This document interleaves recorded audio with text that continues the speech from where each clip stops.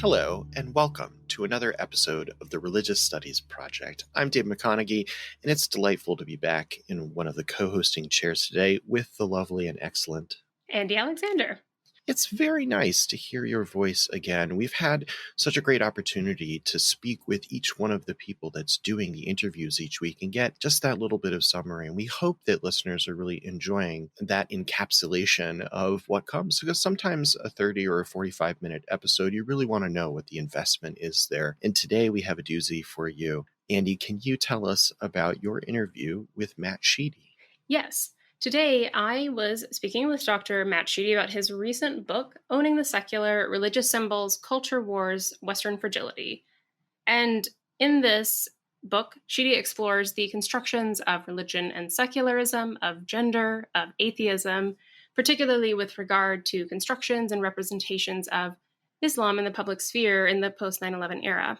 He also provides a great critical framework for unpacking those classifications, as well as examining how and when issues are framed as cultural versus religious, particularly in relation to culture wars issues that we saw. So we cover quite a lot of ground in this episode, and I hope that everyone will enjoy it. We're looking forward to it. These terms and trying to understand where they come from is so important to the critical apparatus of studying religion, and I hope that you enjoy it. Let's take a listen. Hello and welcome back, listeners. I am Andie Alexander, and joining me here today is Dr. Matt Sheedy, who is a visiting professor in the Department of North American Studies at the University of Bonn, Germany. His research interests include critical social theory, theories of secularism and atheism, as well as representations of Christianity, Islam, and Native American traditions in popular and political culture. Now, I know that this is not your first time joining us here at the RSP, but it has been a little while since your last appearance, so we are very glad to have you back. And today, we are here to talk about your recent book that was published earlier this year with Routledge, Owning the Secular, Religious Symbols, Culture Wars, Western Fragility. First, congratulations on the new book, and thanks for joining me here today. Well, thanks for having me. Great to be here. To kick things off, I would really love if you could first start by talking to us about the title of your book, Owning the Secular, and how it is you understand that phrasing and the work that you see it doing for this particular project. Yeah, thanks for that question. When I came up with the title, Owning the Secular, Culture Wars, Religious Symbols, and Western Fragility, I was doing at least two things with that title. So the first was signaling that both religion and the secular are contested concepts. They're concepts that have an ancient lineage. We could go back to Cicero in ancient Rome. We could look at medieval definitions. We could look at post-Enlightenment definitions that align with the nation state as we know it, particularly in the Euro-Western part of the world, and think about the ways in which the secular is always constructed in relation to the concept of religion and vice versa. And there's a lot of debates in the study of religion when it comes to deconstructing these concepts, so picking them apart, thinking about them in context, how they relate to legal definitions, how politicians use them in their rhetoric, for example. But on the other hand, there's also a critique of that deconstructive approach that sometimes goes too far and doesn't necessarily think about how these terms function in the real world. And so a lot of scholars will say, well, I'm using a stipulative definition, and here is how I'm laying out religion, or here's how I'm laying out the secular for the purposes of this particular study. And some scholars do that to a useful effect, others maybe not so much. And so when I talk about owning the secular in that first sense, what I'm trying to signal is that there's always this sort of tension or gap between scholars who are able to own their terms and how they use it in particular ways versus those who don't necessarily think critically about that. The second idea of owning the secular, and this really ties in with part of the subtitle I have with Culture Wars and Western Fragility. I drew on that term in particular from a lot of the lingo or rhetoric that we find online, where if you go on YouTube, for example, and you look at popular debates, they'll often be framed around this idea that, someone is owning someone else, someone is destroying someone else. And here the idea is a very strategic idea, where the goal is not to understand what people are saying, where they're coming from, or if we're talking about scholarship, the goal is not to unpack the terms, the methods, the theories that we're dealing with. It's just to be able to use the rhetoric in a way that serves someone's interests.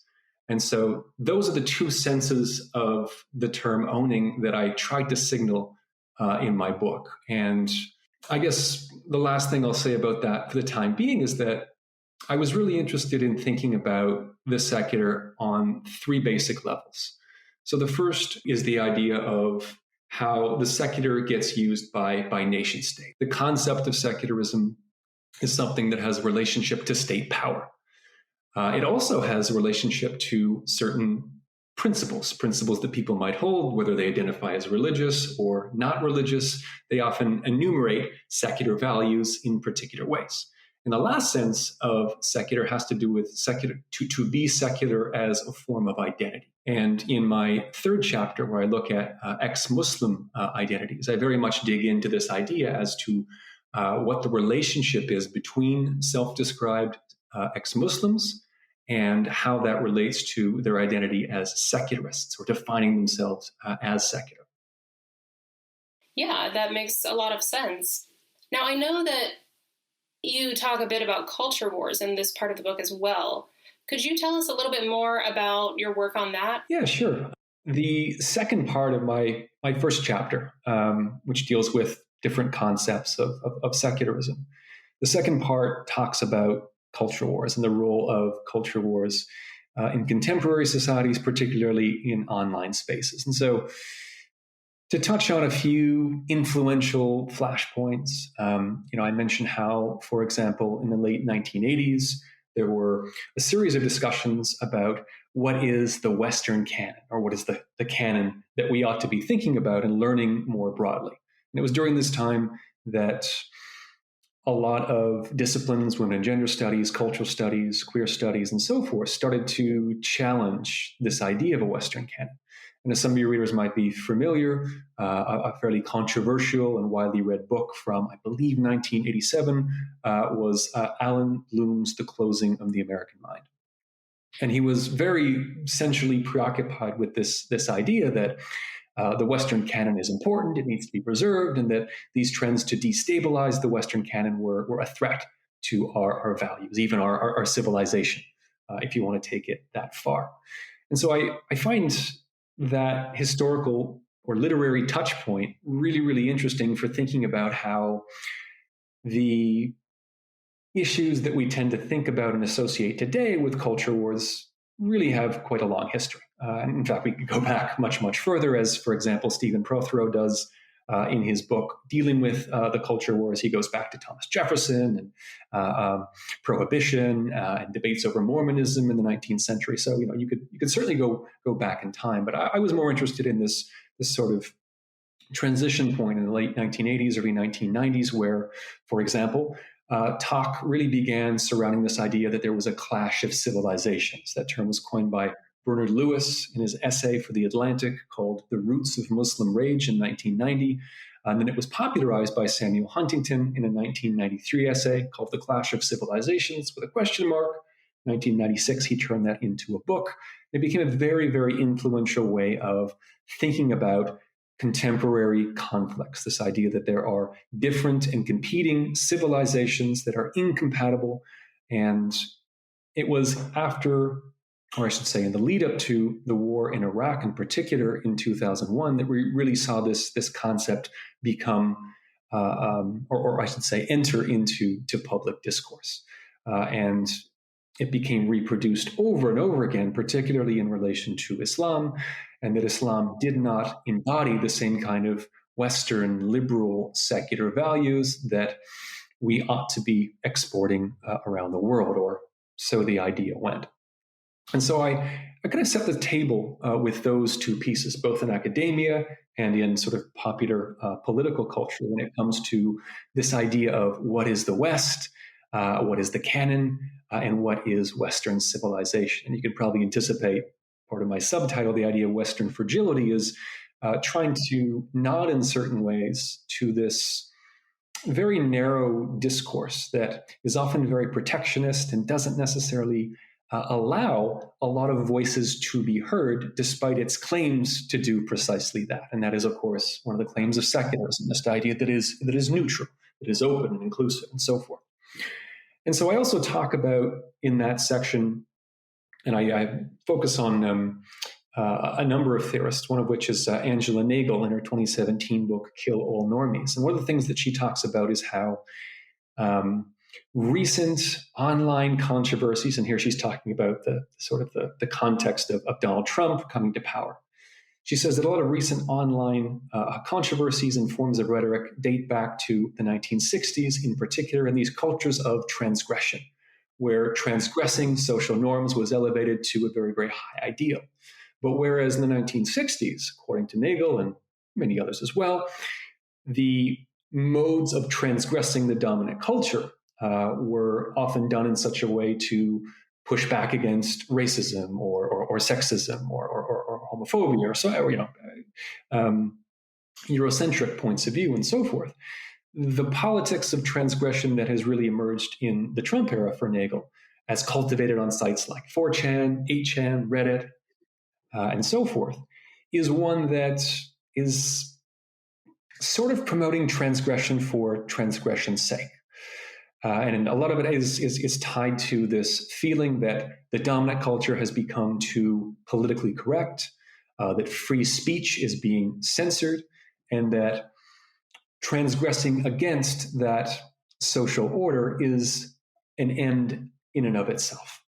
And so part of what Nichols grapples with and part of what I'm grappling with is how relatively new online cultures that in the Trump era seem to migrate into the mainstream in any number of ways are very much informed in certain key ways by this idea of transgression for transgression's sake.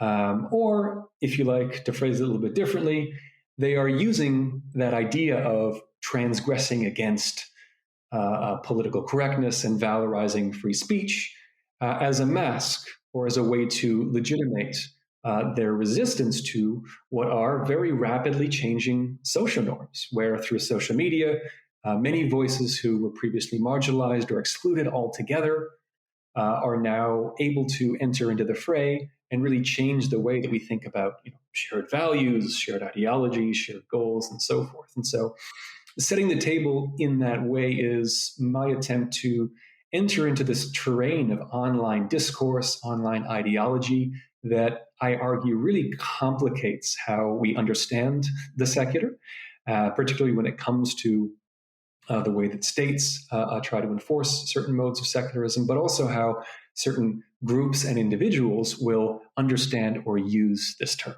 And that's something I can get into a little later when it comes to the question of movement atheism. Yeah.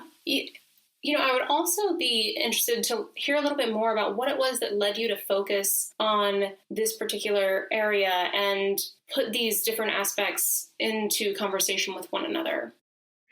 Yeah, sure. That's an interesting question. I guess it gives me a bit of a chance to unpack some of my formative influences. Without giving you a whole life story here, I guess I will say that my undergraduate career really coincided with the September 11th attacks, which was a really influential, formative event for me in thinking about the study of religion, culture, politics, society, all these sorts of things. And it also coincided with the rise of the new atheist movement, or at least when I was doing my master's work.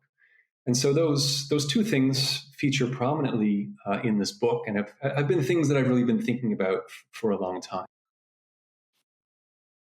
You talk a bit about how the secular relates to veiling controversies in countries like Canada and France. I wonder if you could tell us a bit more about how the veil relates to the secular.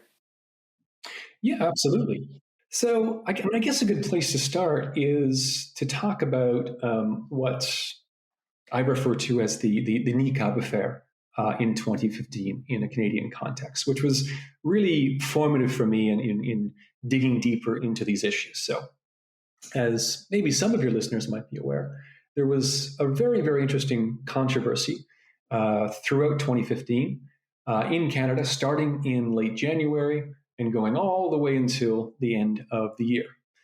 During that time, there was a federal election where the nearly 10-year reign of Conservative Prime Minister Stephen Harper was contested and eventually won by the current Prime Minister, Justin Trudeau. And Harper, throughout his long tenure as Prime Minister, decided to hire political campaign strategists that very much centered culture war issues.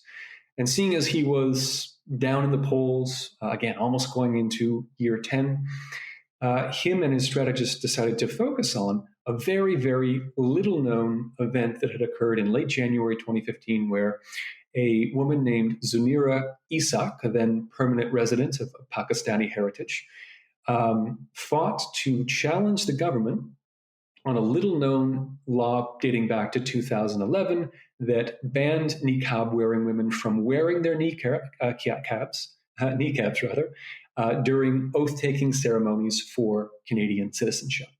And so Harper made a big speech in the House of Commons. He called the niqab anti-women. He was saying this is not part of our Canadian values. And people latched onto it immediately. I mean, symbolically, you can see how rich this is, right? A swearing-in ceremony for Canadian citizenship, tying that with Canadian values. It's very effective, rhetorically speaking. And so Justin Trudeau, the leader of the Liberal Party at the time, came out and said that this was xenophobic, that this was racist. But in particular, he leaned into this idea that women, including niqab-wearing women, have the right to choose.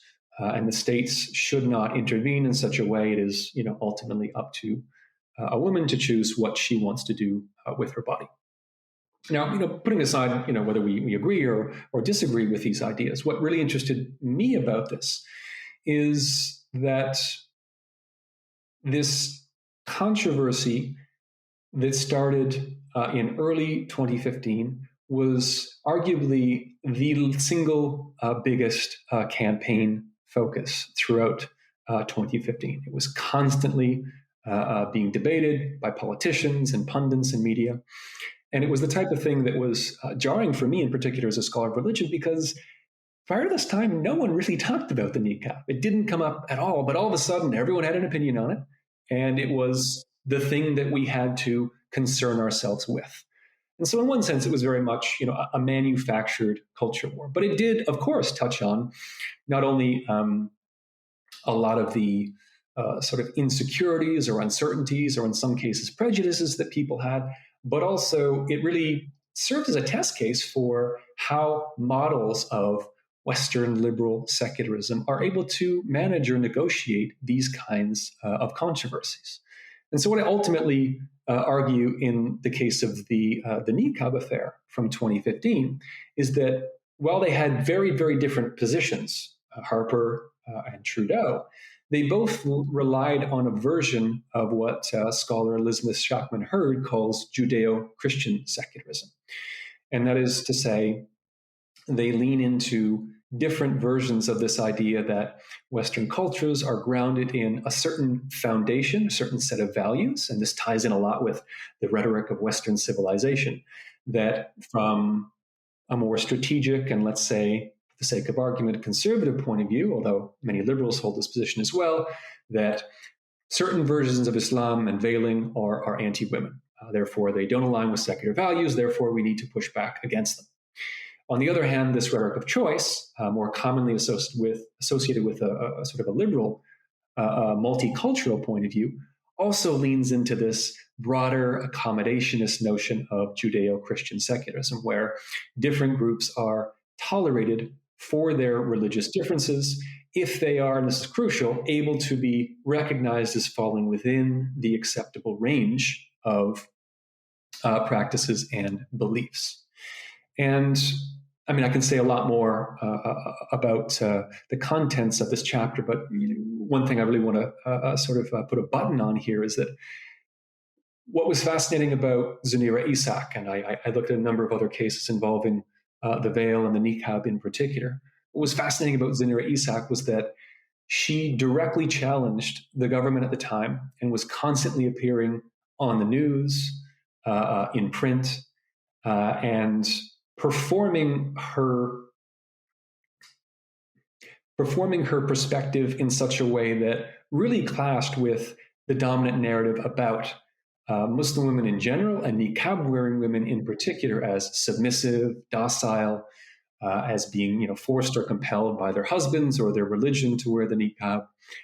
By pushing back and actively combating these particular laws, Isaaq really threw a wrench into the conversation about how we normally talk about these sorts of issues. And so it was a really interesting entry point for me to think about some of the contradictions in secularism and to really go back and see what are those go-to justifications that we use when these controversies arise, and do they actually hold up in each and every case?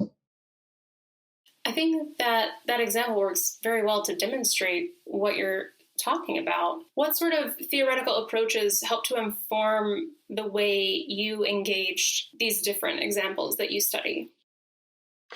There's at least two theories that I want to flag here, although probably several more. So the first I already touched on by Elizabeth Shackman-Hurd, and she makes a useful distinction in her 2008 book, The Politics of Secularism and International Relations, between Judeo-Christian secularism and laïcité. It's a bit of a broad generalization, and some people have critiqued it and nuanced it further, but the basic idea is trying to understand dominant expressions of secular governance. So on the one hand, as mentioned before, secular governments, as you might see in the United States and much of Canada, that refers back to a certain quote-unquote Judeo-Christian heritage in positive and laudatory ways, and explicitly states that this is a part of who we are and a part of how we do governance, versus laïcité, which is basically a French term meaning secularism, common in France, but also the Canadian province of Quebec,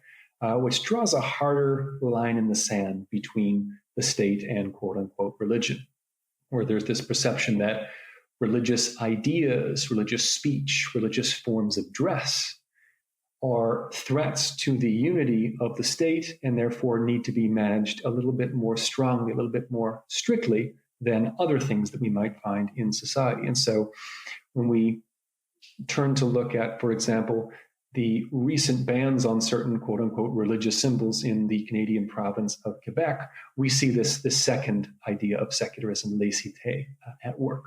So that's one thing that I'm working with in this chapter. Another concept that I find really, really useful is a fairly recent book by Joan Wallach Scott called Sex and Secularism. And she traces in this book a fairly lengthy genealogy of the concept of secularism, how it has been used in Euro-Western spaces, with an emphasis on France in particular, leading up into the present. And one of the main things that really, really animates her thesis in this book is that the emphasis on gender equality as this universal aspect of secularism really only dates back to the early 1990s. She shows in her work that prior to this time, the idea of gender equality was not something that got paired with secularism.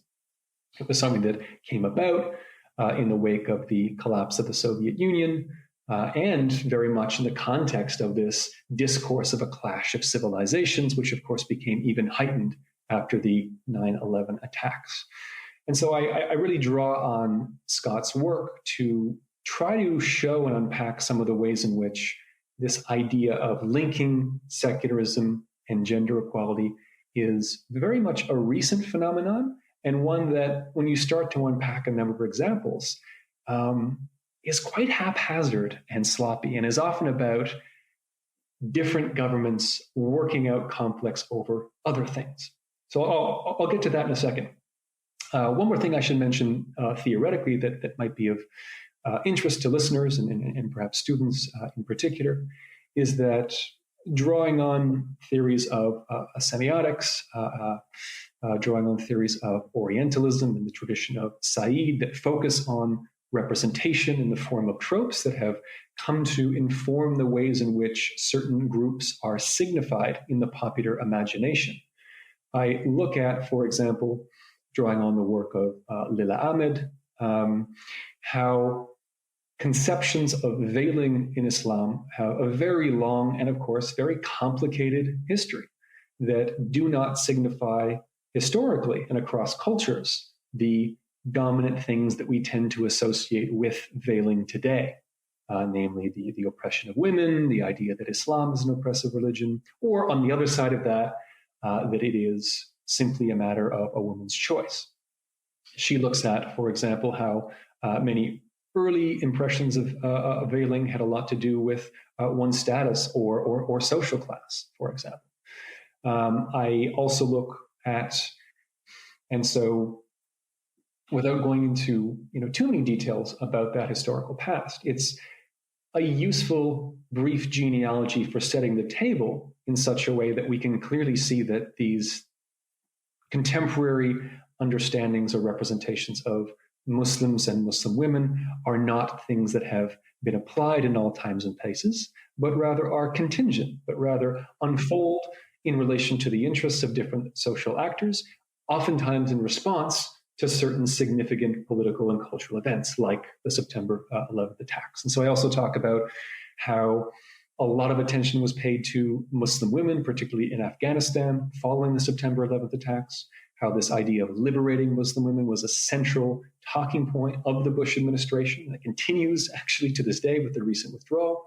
So this idea of associating unveiling, of lifting the burqa, which often gets conflated with the niqab, interestingly, in this rhetoric. You find in a lot of these early, or I should say post 9/11 newspaper articles, associations between unveiling and freedom, liberation, modernity. And the veil itself gets associated with terrorism, fundamentalism, or the specter of Sharia law, such that in some discourses you see in the West, the very presence of a veil, which is, of course, a very visible marker of Muslimness, gets conflated with this idea that the West is being taken over, that Sharia law is coming to the West. And so I unpack a lot of the sort of the images, ideas, and tropes that came about in the post 9/11 period. Once again, as a way to really clarify what the dominant ideas and images are that we tend to associate with Muslim women, with the idea that that often leads or colors the ways in which we actually engage in conversations about these issues. And as a slight contrast to that, I also talk about a really interesting concept from Evelyn Al-Sitani, who wrote a book called Arabs and Muslims in the Media, Race and Representation After 9/11 in 2012. And she draws on the work of Mahmoud Mamdani, whose 2004 book, Good Muslim, Bad Muslim, goes into some considerable depth about the ways in which Muslims get constructed as either good or, on the other hand, bad, usually based on their adherence to certain Western secular liberal principles. If you look like us, if you do the things that we do, then perhaps you're going to fall into the category of good Muslim. By contrast, if you don't, then you're going to fall into the category of bad Muslim. I'm generalizing a bit, but that's the basic idea. So what Al-Sitani talks about in her book is that she started to watch a number of shows featuring Muslims in the post 9/11 period. And she expected to see a lot of racialized tropes, a lot of negative depictions of Mamdani's bad Muslim. But what she found instead were an overwhelming amount of depictions of, quote unquote, good Muslims. Now, she calls these depictions simplified, complex representations.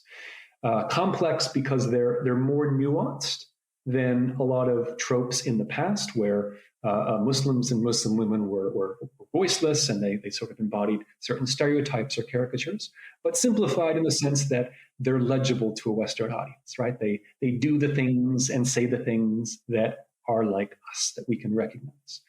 And so that idea of simplified complex representations is a useful one because I think it touches on the other side of the coin, that oftentimes when talking about Muslims and Islam, or any group for that matter, in popular culture and news media, people tend to rely on these shorthand concepts that can be easily identifiable as either a victim or a villain, as someone we can identify with or someone we have to reject. And what often gets lost in that process is, of course, the incredible complexity and nuance of any type of identity, which never fits the mold of these simplified, complex representations.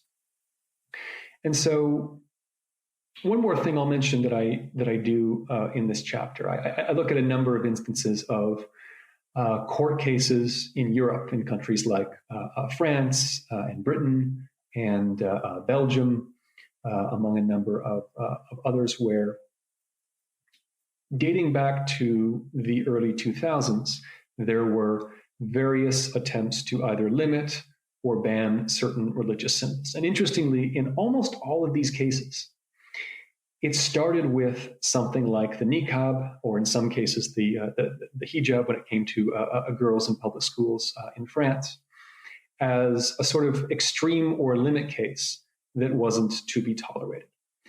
And what's really interesting to me, or I should say, one of many things that's really interesting to me in looking at these discourses, is that oftentimes when various governments proposed to ban the niqab or occasionally the hijab, they would get hit with backlash.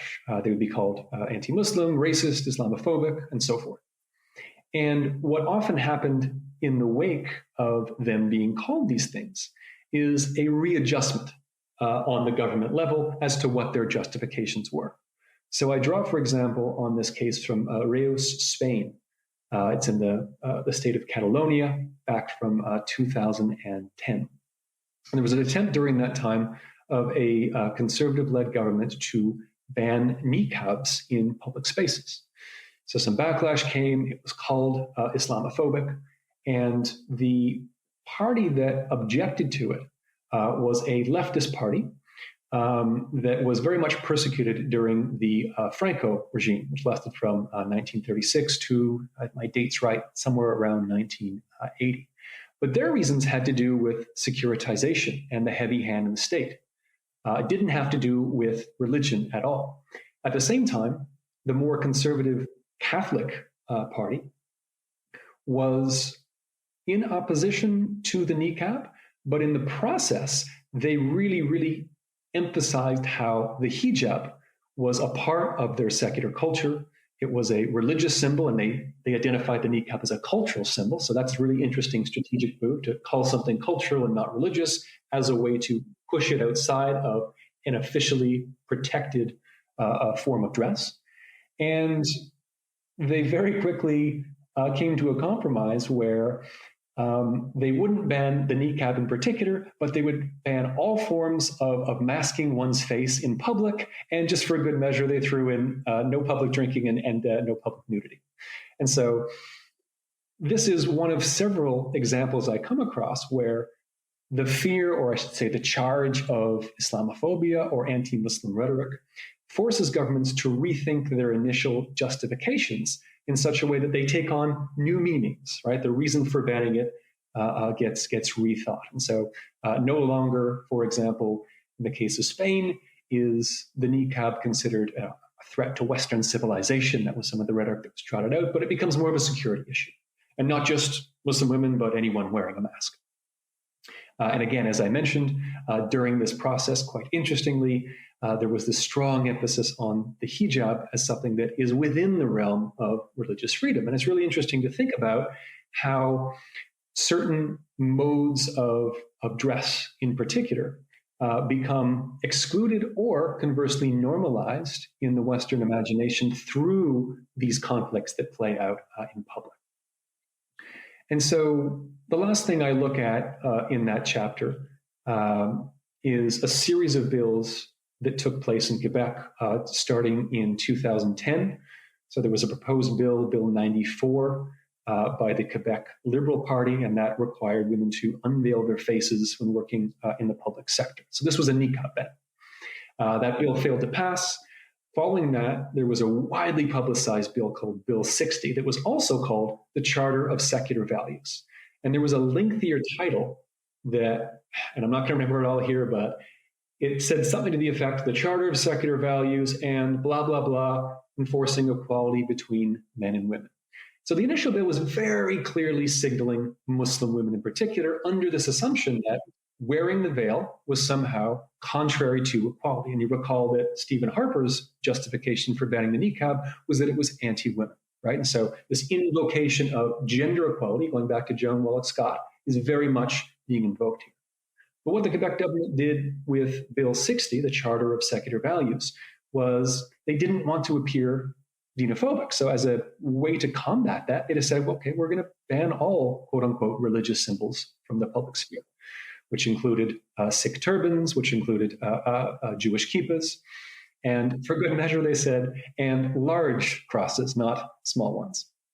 And there was a lot of fun memes during that time of, like, well, what happens when Elton John comes to town wearing a giant cross on stage? Is he going to be banned? And interestingly, there's a large cross on top of Mont Royal in Montreal. And during that process, the government in question, and this continues to this day to be debated, classified it as a cultural symbol, a part of our heritage and not a religious symbol. And so, here we see some of the back and forth or gerrymandering, if you like, over the meaning of these symbols. What is religious? What is cultural? And in investigating these particular cases, I think we can see how a lot of the interests of various political actors are disproportionately influential in how we come to classify or perceive whether something is cultural or religious. Very quickly, fast forward to 2017, there was Bill 62. This also was a narrow ban focusing on Muslim women and the niqab in particular. They weren't allowed to ride the bus. They couldn't access certain social services, and this led to a lot of backlash. A lot of people were wearing ski masks, for example, on buses, saying, in solidarity and in protest. This failed to pass. Then finally, in March of 2019, there was Bill 21. And Bill 21 went back to the wide ban, although limited in certain cases to people who work in the public service. And in some cases, if you were already working a job, like, say, a teacher, for example, and you were wearing a hijab, you would be grandfathered in. It wouldn't apply to you. But anyone who was newly applying to become a teacher, a lawyer, a judge, among other professions, could not wear their quote-unquote religious symbol. And this became a huge controversy because it was, as an article from The Atlantic pointed out, the first country in North America, and I believe the sort of Euro-West sphere of nation states, to effectively ban religious symbols from certain public spaces and certain public sector work. And so what I try to do in this chapter, among other things, as mentioned, is to show the ways in which gender equality gets used as a form of justification, but then often shifts and changes to things like security or state neutrality when it comes to this move from just banning symbols identified with Islam to banning all symbols. We want to be neutral, and therefore we're not going to privilege any symbol being represented in the public sphere. And I guess the last point I'll make on that chapter is this rhetorical move that we see between calling something religious and calling something cultural. And what I'm really interested in getting at here is how contemporary conflicts involving Muslims and Muslim women in particular are really, really interesting litmus tests for the ways in which religion gets constructed both at the state level, the way that, of course, secularism gets constructed at the state level, and how that comes to inform the general cultural sense of what these symbols are, what they mean, how we are to understand them moving forward. So much like the familiar images or tropes of Muslim women, of which we can see, in Said's work and a much longer genealogy that I talked about in relation to Lila Ahmed, so too can we see this changing view of certain symbols as religious or cultural based on different interests of different political parties and social actors trying to curry advantage and gain a certain victory in particular a political context. Oh, and the last thing I should mention here is, one of the reasons that a number of commentators pointed out that the government of Quebec decided to draw upon this religious symbols issue is that if we go back to the 1970s, there was a growing separatist movement to separate from Canada. It culminated in 1995 in a referendum that barely lost. And so Quebec did not separate, but it came very, very close, like 0.5 of percentage from separating from the rest of the country. And as many observers point out, after that time, there was an influx of immigrants from North Africa, for example, of a Muslim background, because Quebec wanted to prioritize French speakers.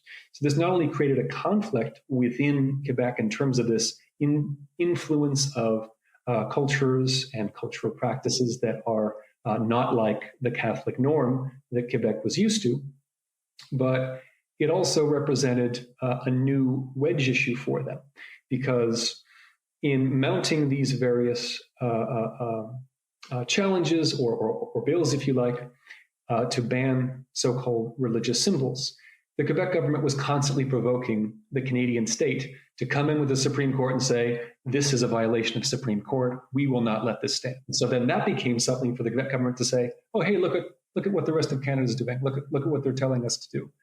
And that served their political interests in that moment. And I could say a lot more about that. I'll probably leave that to the side or encourage you to check it out in the book itself. But some of those broader political interests are also significant to consider when thinking about what motivates these particular bans in the first place. Oh, yeah, absolutely. You discuss the secular in relationship to ex-Muslims and then the relationship between the viewpoints of ex-Muslims and the movement of atheism. Could you say a little bit more about how these things influence each other and how that ties into the secular? Mm-hmm. Yeah, sure. So, as I mentioned at the start of our chat today, the beginning of my master's degree corresponded with the rise of what became known as the New Atheism. I was very interested in that from the jump. And so I've followed developments and written about atheism, popular atheism, non-religion, how that relates to secularism and secularity. And there's a growing literature on that I think is nicely embodied with the journal Secularism and Non-Religion, which is very much a product or an outgrowth of the increased interest in atheism as it relates to secularism and non-religion. And so if we're thinking about this theoretically, I think it's important to point out that it's a relatively new phenomenon, not the study of secularism per se, but the interest of secularism and non-religion, pairing those two things together. And I guess what really sparked my interest in writing this chapter was a podcast called Polite Conversations. It's hosted by a woman named Aina, who is of Pakistani heritage. She was born and raised in Jeddah, Saudi Arabia, albeit in an American compound. And she moved to Toronto, Canada, where I'm from, in her late teens, early 20s. So she started to identify as an atheist during that time. And when she started her podcast in 2016, she was more or less in line with what I would broadly call a new atheist type ideology. But 2016, as we know, also coincided with the rise of Donald Trump and with what I mentioned before, this idea that a politics of transgression, this sort of anti-political correctness, pro-free speech movement that migrated from online into the general public really came to inform a lot of conversations and discourses. And Aina very quickly in her podcast, maybe a year or so in, went from a fairly hard line, albeit I would say pretty open-minded, new atheist type perspective, to calling into question what had happened with what is commonly referred to as a movement atheism, or just popular atheist movements as they exist in online spaces and as they are represented through popular figures. So here we might think of Christopher Hitchens, Sam Harris, Richard Dawkins, Daniel Dennett, among a host of others who have written popular books, appeared on YouTube channels and in various news interviews and so forth, and that come to signify or represent the face of a certain type of atheism. And for Ina, she had this sort of crisis of faith. She said, most of the atheists that she had lauded for a number of years didn't really seem to embody the type of secular values that she upheld and identified with. So things like skepticism, equality rights, a rigorous commitment to self-critique. And so this crisis of identity for Ina very much spurred me to think about how secularism gets used as a form of identification. Of course, secularism can be used to describe a mode of political orientation or ideology that both self-identified religious and self-identified non-religious people alike may embody. But typically speaking, when people use it as a form of identity or identification, when they say, I am secular, they often mean, although not always, that they are non-religious.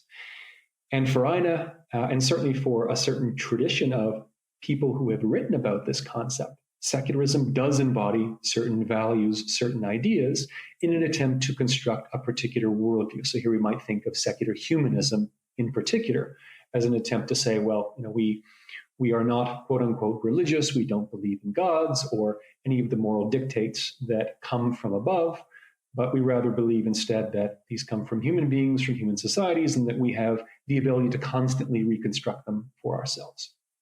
So this crisis of identification for Ina very much, encouraged me to dig a little bit deeper into some of these broader issues. And so, I talk about how when the new atheists first came onto the scene, starting in 2004 with Sam Harris's book, The End of Faith, which was shortly followed by Richard Dawkins' The God Delusion, among a number of other books, there was this very prominent idea in their texts that religion was going to fade away.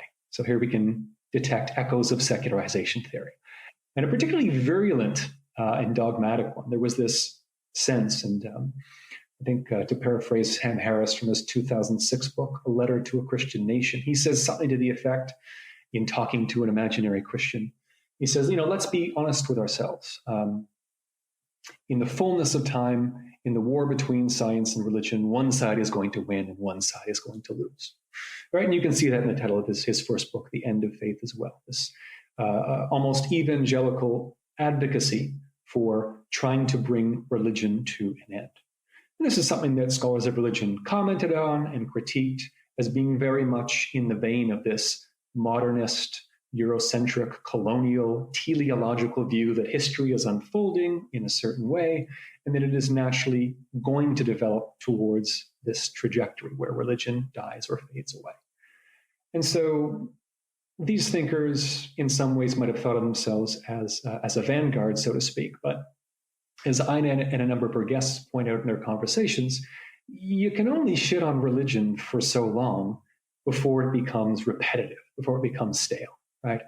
Critiquing something ad infinitum is very circular, especially for people who have been in the game for a while, who have heard these critiques. It might be appealing to younger people who haven't, but for those who have been around for a while, it becomes problematic. And so one of the shifts that I note with the new atheist thinkers is that whereas in the mid to late 2000s, they really, really focused on this idea of rationalism and reason and how embracing those values and principles was going to lead to a new renaissance. And you see this, for example, in books that are written by these thinkers.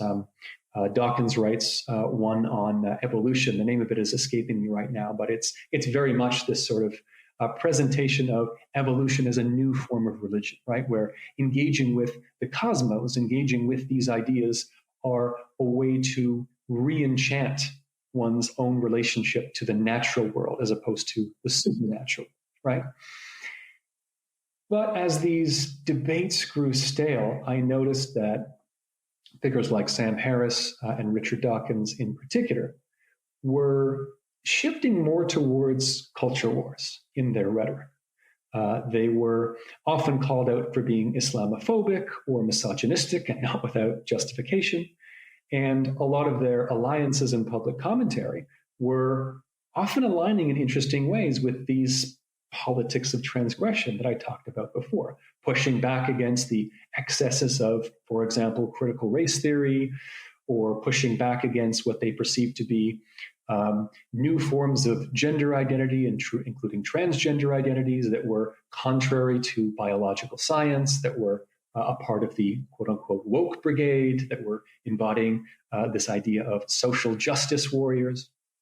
And so part of the way in which their public personas carried over or transformed after critiquing religion as thoroughly as they did was to jump into these culture wars battles, which for Ina and her podcast was very, very influential on a lot of young atheists, particularly people like ex-Muslims who were looking to move away from what was often a very negative experience, a very sort of coercive experience with Islam in their own lives, towards something different. And so latching on to some of the rhetoric of secular liberalism was a part of that, but that came part and parcel with this more, let's say, right-leaning cultural politics of transgression that was not so much interested in, as I mentioned before, things like equality rights, skepticism, and self-critique, which Ina upheld as central to atheist and secular identities. So I really try to explore some of the breakdown or confusion or fluidity, that's probably the better word, fluidity of these forms of identification as they interact with different sets of interests, different cultural developments, and of course, different voices in these online spaces.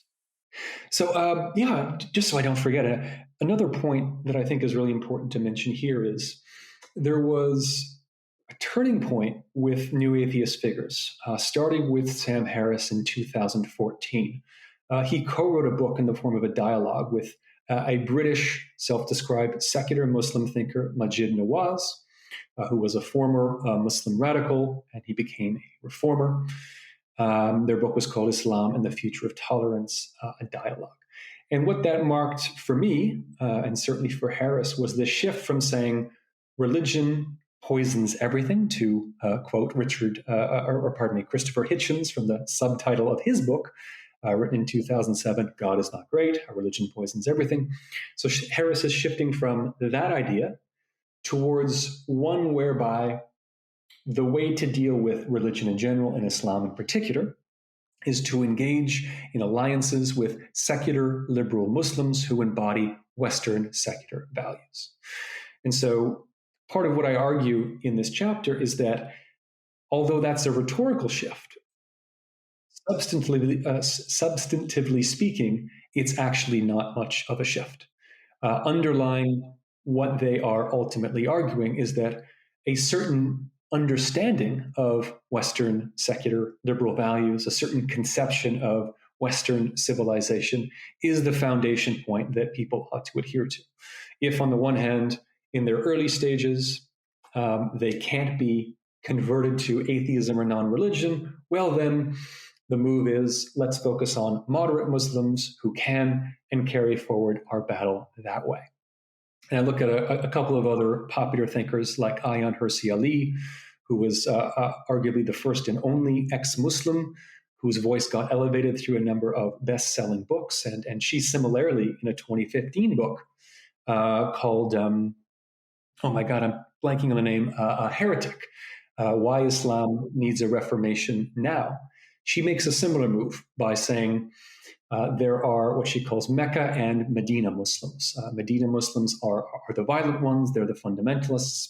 And the Mecca ones, well, they're the ones that are winnable. They're the ones that we can drag over to a moderate position, what she calls reformed Muslims that align with secular, liberal, and Western values. I also talk about another popular ex-Muslim author, Ali Rizvi, whose book, and I'm blanking on the title of it right now for some reason, The Atheist Muslim, that's it, The Atheist Muslim. And it's blurbed on the back by 6 or 7 authors who are a who's who of new atheist celebrities. And one thing that he does in this book is he engages with the culture wars. He reproduces a lot of the ideas that the new atheists tend to argue for. But one of the things that he does in the book that I find really interesting is that he talks about in how more secular and left-leaning spaces, there's a tendency to not want to criticize Islam or Muslims. And this has become a bit of a trope online and in news media. And in my estimation, it certainly often functions as a bit of a caricature for a lot of legitimate concerns that people have when it comes to, for example, the so-called war on terror, the long history of colonialism, ongoing instances of xenophobia and racial abuse, and so on and so forth. But there is certainly something to Rizvi's critique. And part of what I try to unpack, however briefly, in that chapter, is that for a lot of ex-Muslims, there appears to be not only anger and resentment towards the conservative and restrictive versions of Islam that they grew up with, but a lot of frustration that their desire to lash out against their former religion is not necessarily met by a lot of Western liberals or leftists, people on that general spectrum. And so that's used as part of an explanation by myself and a few others to explain why there is this right-leaning shift among a lot of ex-Muslims, precisely because, at least in the early stages after leaving Islam, there is a warm embrace from these communities who are willing to do and say the kind of things against Islam that the, broadly speaking, liberal left is not able to do. But on the other hand, I also talk about how I think part of the problem with the liberal left spectrum of critique, or in some cases, lack of critique, can be thought about in relation to a much broader problem, which is, to simplify it, people in the West really don't know anything about Islam. They really don't know anything about Hinduism or a variety of other, quote unquote, religious or cultural traditions. And in many ways, we are forced to engage with these tropes, with these shorthands that really don't get us very far beyond binaries, beyond caricatures. And so it seems to me that there is a very real sort of conceptual impasse when thinking about these issues in the public realm. And a lot of it has to do with the fact that the medium itself that we are engaging with doesn't really allow us to move much beyond what Al-Sitani would call simplified, complex representations. Before we wrap up, can you tell us a little bit about what you're working on and what projects you have on the horizon? Yeah, sure. So I mean, apart from working on essays here and there on Islam, atheism, I also look at indigenous traditions in North America. I'm also working on a book called Islam According to Google News. And what I try to do in this book is I look at a discrete data set over the course of 3 months of articles that deal with the concept of Islam. And so I try to both show how certain ideas and tropes in the Euro-West surrounding Islam get reproduced in these spaces, but I also try to complicate the ways in which scholars talk about these representations by providing something contemporary within a narrow time frame in order to highlight a number of things that are missed when we compare different things. In this case, news media, and I should say not just from North America, but from around the world. So hopefully that'll be out in the summer of 2020 or 2020. Oh God. Unless you have a time machine, 2022. That's what I'm doing. Well, yes, we will have to be on the lookout for that.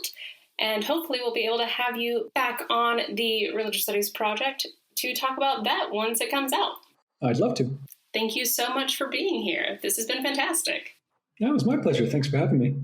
Thank you, Andie and Matt, for that great discussion of how these terms come to mean what they mean and why they're used in ways that are unexpected. If you enjoyed this episode, we would really appreciate your support. The best way to financially support us and allow us to do the work that we need to do is to head over to patreon.com/projectrs, and perhaps a monthly donation would go a long way. We have hosting costs and editing costs and transcription costs, and you can help defray all of that to make sure that the labor that we're doing in the Academy is paid work. If you'd like to support us and Right now, financial support is not something you can do. What you can do is to be an advocate for us and share the things that we produce on your social media. If you're on Twitter, you can do that at @ProjectRS. If you're on Instagram, you can do that at project_RS_. And if you are on Facebook or LinkedIn, we also have those, and we love to promote it on all the networks that are available. And until next time, all that's left to say is thanks for listening. The RSP is sponsored by the BASR, NAASR and the IAHR and is produced by the Religious Studies Project Association, a Scottish charitable incorporated organisation. Find out more at religiousstudiesproject.com. Brought to you by editors Andie Alexander and David McConaughey and founding editors Chris Cotter and David Robertson. Our features are edited by Savannah Finver and our Opportunities Digest by Ella Bach. Audio editing by Alex Matthews, video editing by Alison Isidore, podcast transcription by Jaden Bartasius, and social media managed by Candice Mixon. Don't forget, you can support the project by using our Amazon.com, .co.uk and .ca links, or donating at patreon.com/ProjectRS. And you can find us on Facebook, Twitter, Instagram, YouTube, iTunes, and all other portals. Thanks for listening.